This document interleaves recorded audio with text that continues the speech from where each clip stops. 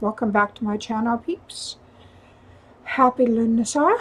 Today is our holiday, the first harvest, the festival of sacrifice, the festival where we sacrifice the grain god.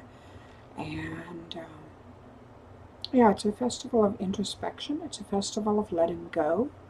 It's a festival of celebration of the harvest. It's what we call the first harvest. Um, So, yeah, that's what we're doing today. Although, unfortunately, we can't do it as a group together. We have to meet virtually because COVID. What can I say? That's life now. Anyway, so I'm just going to be chatting with you a little bit today. Very brief time. Um, so, if you haven't yet subscribed to my channel, hit the notifications bell so you get notified when I have new videos out. And if you like this video, give it a thumbs up if you would, because that helps me a whole lot. And we'll get started here in a moment. So yeah, just a coffee chat today. I finished Autumn's Bane. I got it sent off to my editor. I'm excited. That is book 13 of the Wild Hunt series already. I'm just amazed. It blows my mind. And I'm so glad that people still love this series and want more of it. I will be writing Witching Time next, Witching Time is another Raven book. Autumn's Bane was an Ember book. And I'm looking forward to that. I think it's going to be a lot of fun.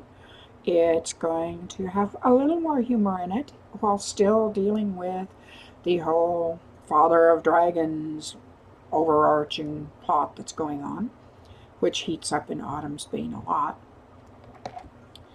I think you'll be pleased. Autumn's Bane is a little bit longer. Each book is as long as it needs to be. That's all I'm going to say. Some people, if some people had it their way, I would never stop writing the books, and they would be 500 pages long each. That's not going to happen. It just isn't. But I make each book as long as it needs to be, and since they come out so frequently, I figure that's just fine. And I look at it like a TV series as opposed to a movie. I am now writing a TV series in my novels as opposed to 2 or 3 movies a year at most. You're getting a whole lot more episodes per year. And in the end, it evens out. Well, no, actually, in the end, I'm writing more than I was when I was only writing several books a year. So yeah, it's kind of fascinating. I actually love writing the way I'm writing now. I'm so much more confident. I'm so much happier. I am taking a little more time for myself. I'm writing more and I've got more time for myself. I'm writing more and I've got less stress. And so it's a win-win situation, I think. Anyway, so yeah, I finished the book yesterday, and today we took a drive out to my nail lady. Here, salons are open as long as they follow really good protocol, and she has moved her business into her home. So basically, she's got a little building on her land where she does her nails now, and so there's not, it's a one person at a time, which is even safer. And we still mask up, always masking up and sanitizing everything. And hi Kaylee. Kaylee is in the background. Want to make a bet she's going to come visit here in a minute? We'll see. Anyway, so I went and had my nails done, and it was nice. And hello, Kaylee. Have you come to say hi to my readers? They like seeing you. They do. You're such a good girl. You're such a good kitty. We took Kaylee to the vet not long ago, and it was her regular exam, and she's doing fine.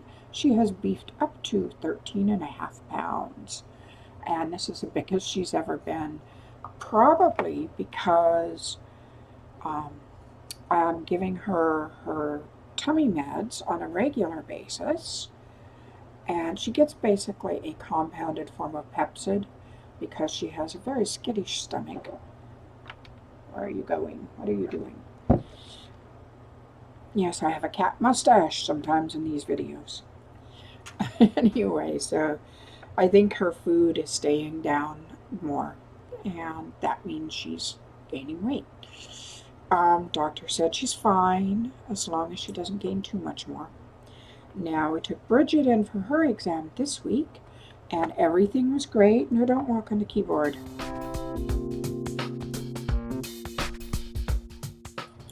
Sorry, Kaylee is turning the camera off and on. Anyway, where was I? Oh, we took Bridget to the vet this week, and her blood work was great, and she's in good condition, but she needs a tooth pulled, so we had to make an appointment to have her go in and get that tooth out. Morgan's exam is next week. Getting more than one of the girls at one time is almost impossible. We can usually get Mr. Apple whenever we want to, because Apple's not the brightest apple in the box of apples. And he comes up and he's like, ooh, that looks like a fun box. And then he gets in the carrier. No, stop that. He gets in the carrier and suddenly realizes that we're closing the door on him, and he's like, no. But yes, I'm talking about kitties. I am. Would you come over here? Would you come over this way? Thank you. Here. How about if we do it this way? Yeah. That good? All right. I can talk over Kaylee. Anyway, so, yeah, Morgan we take in next week, and hopefully she'll be in good shape too, and then everybody will have had their visits for this week, or for this year. Hold on a second.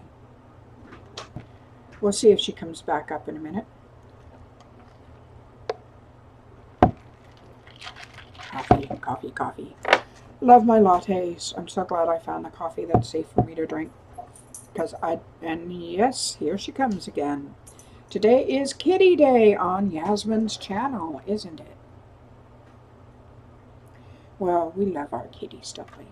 And, you know, sometimes I have to put them out of my office. But for the most part, we just do the best we can. Yes, we do. We work around them because they're part of the family. And, oh, yes. We had, one moment again. Okay, here we go again. The past few weeks have been a roller coaster of emotions and events. I have been trying to finish the book amidst also we're refinancing right now, and that is actually now I think we've got most everything in, but it's like every time I turned in something, somebody else wanted the same thing, only this way, only that way. But I think everything's through, and I think we should be close to closing, which is going to help us so much. We were amazed by how much it's going to cut our mortgage payments. And trust me, here in the Seattle area, mortgage is not cheap. We pay quite a lot for our house. Even in the Midwest, this house would be worth probably 1/3 what it is here. Okay, you're getting annoying. As much as I love you, you're getting to be a little bit of a pain in the ass. So hold on one more time. So yes, we've been refinancing. Also, we had the bathroom renovated, 6 weeks ago? We had a sidewalk put in around the side of the house, so Sam can actually go around the side of the house using his walker, and that took some doing. We had new outdoor faucets put in to make it more accessible, and that required some refitting because apparently the people who owned this house before did a lot of jury-rigged work, that the plumber is finding, and we have a very good plumber who is very good about taking pictures and showing us the problems and stuff instead of just going, there's a problem here, we need to put out money on it. They do a good job of actually showing us why these things are needed. What do you know? So he had to fix some things for the outside faucets. And then we had a new water heater put in because the old one is getting on its last legs. And it should have taken one day, but because of all the jury rigging, because it's a special size to fit in the area they put it in, we had to special order it. It took 4 days to put it in because of some of the work they had to do to make it possible, or to make it safe. There was like a shut-off valve that wasn't put in right, and they put it in on a vinyl linoleum floor without something underneath it, a gas water heater, and it left like a burn mark on the floor. And, you know, it was just like, okay, by then I was just like, I'm ready to just like hide my head in the sand. And then I was dealing with some personal family of origin things. I'm not going to get into them here, but stuff that I really needed to deal with. And honestly, maybe Kaylee just knows that I need a hug. Because honestly, all this stuff has just left me not reeling, but it's like mildly overwhelmed. Thank God, some authors that I have formed a group with. Yes, you want down now. Okay, just one moment. Authors of Urban Fantasy group that I not helped form, but came in as a founding member with.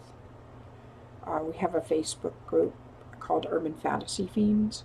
Anyway, several of us have been feeling like overwhelmed because the COVID stuff and this stuff and that stuff and everything has been so weird lately. And Mercury retrograde wasn't much help either. That we have started doing Zoom chats. And what we do is we get together and we do sprint writing together on Zoom for a few hours a day. And it's helped my focus so much. And it actually left me, when I finished the book yesterday, I was not feeling exhausted. And it ran a little longer, but not because I got behind, but because the book ran a little longer than I expected it to. So I'm very grateful that I've had that. It's helped so much. And I recommend that. I mean, if you want a way to help focus yourself, whether it's for work or whether it's for a hobby or just some downtime, get together with a friend or two who have similar interests, put in a Zoom call like once a day, once a week or something, and spend a couple hours on, working together on Zoom. It helped me so much, and it's going to help as I go into writing the next book. I'm mostly on track. I don't feel like I drained myself with this last book. I'm ready to jump into the next one, and I am so ready because honestly, it's so much better being in the worlds that I create than in this one right now. I'll take it anytime, let me jump in the Wild Hunt world. That's the one I think I would pick out of all my worlds. I would go into the Wild Hunt world. I like that one. Too many demons in Otherworld. And, just too many ghosts in the Whisper Hollow, and Chintz and China is not the kind of world that I'm that interested in, which is pretty much this world. And so, Wild Hunt, yeah, I'll take the Wild Hunt. Speaking of, I really do think you'll like Autumn's Bane. I have addressed a number of things in Autumn's Bane, and I think it's going to be a lot of fun to see your comments on it. See what you think about what's going on. I'm excited to see the evolution going on in this series from where it's at. I I see the characters evolving, and I realized, my worlds, my prominent theme in almost every series I have is family of choice. The family brought together by misfortune. They're not blood relatives generally, but they have formed a stronger bond than blood. They have formed an emotional family together, and usually they're all a bunch of misfits who can't find their right place in the world. That's always been my sort of theme. It's like most of my close family are family of friends, not family of origin. I left a lot of my family behind, and I had very good reasons for that, and I don't regret it in the least. However, I do love the concept of family, a family that's supportive and caring and that understands one another and doesn't tear each other down. And that is what I think I create in all of my work. So, when I realized that this past couple of weeks, that is the major theme that runs through almost every series I write, I actually was kind of glad, because that is a prominent theme in my life, is creating the family that you need as opposed to the family you may be stuck with. So yeah, it was interesting realizing that. I was talking to my writing coach when that came up, and she was like, do you have that on your website somewhere? Do you have that written down, that here's a major theme in my work? And I was like, no, I don't. And actually, that would be a good thing for me to put on my website so that people understand what they're getting into. It's like my books, my series, very much bring together people who are outliers. And it brings them together in a supportive, not always uncantankerous way, but in a supportive way where they truly do love each other. They truly do care about each other. Hello, Mr. Apple. I see Mr. Apple in the background. Mr. Apple, leave my planner alone. You don't need... Oh, hello, Mr. Apple. Okay. He's looking outside. There's a sunbeam coming in from my outside window, and he is discovering the sunbeam. You know cats and sunbeams.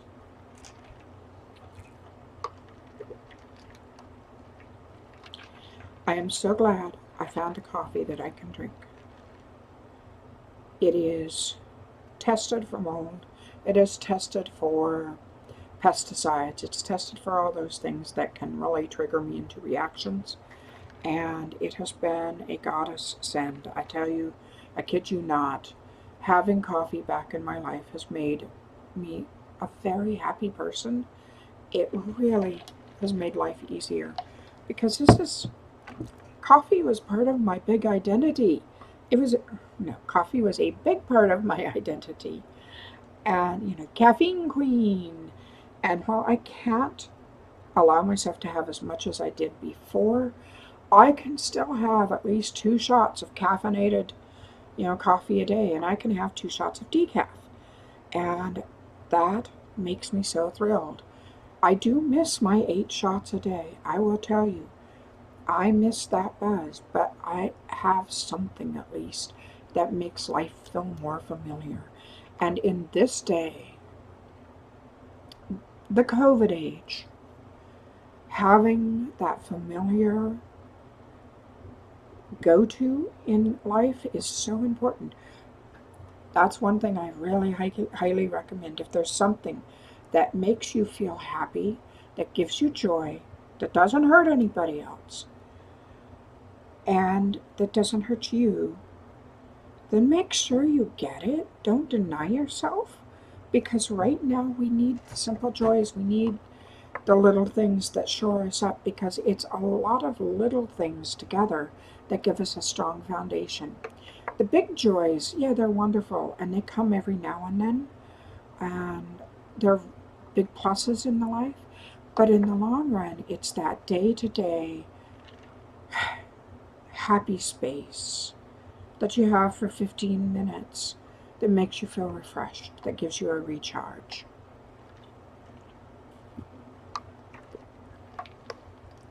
And for those who wonder, my lattes that I make at home in my, I think it's a Breville. I think I now have a Breville coffee maker, or espresso maker. 2 shots of espresso, a bit of sugar-free coffee syrup. My go-to is chocolate and peppermint, coconut milk, and lots of ice. Now, if it is not filled to the brim with ice, it is not a drink with ice. I am an ice person. It's like if someone asks me, do you want ice in it? And I say yes. What I am saying is I want some juice over my ice. I want some water over my ice. Not I want some ice in my water. I guess that's about it for today. Next week, I'm not sure what I'm talking on next week. I will let you know then. But, you know, it's like, find your simple joys. Find what makes you happy. Recharge. You know, it's like, shore yourself up.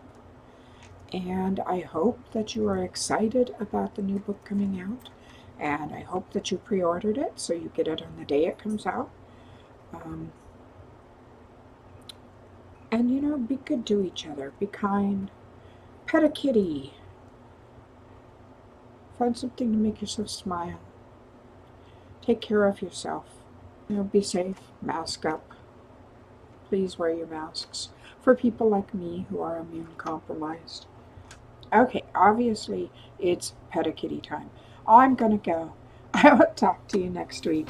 Take care and have a great week.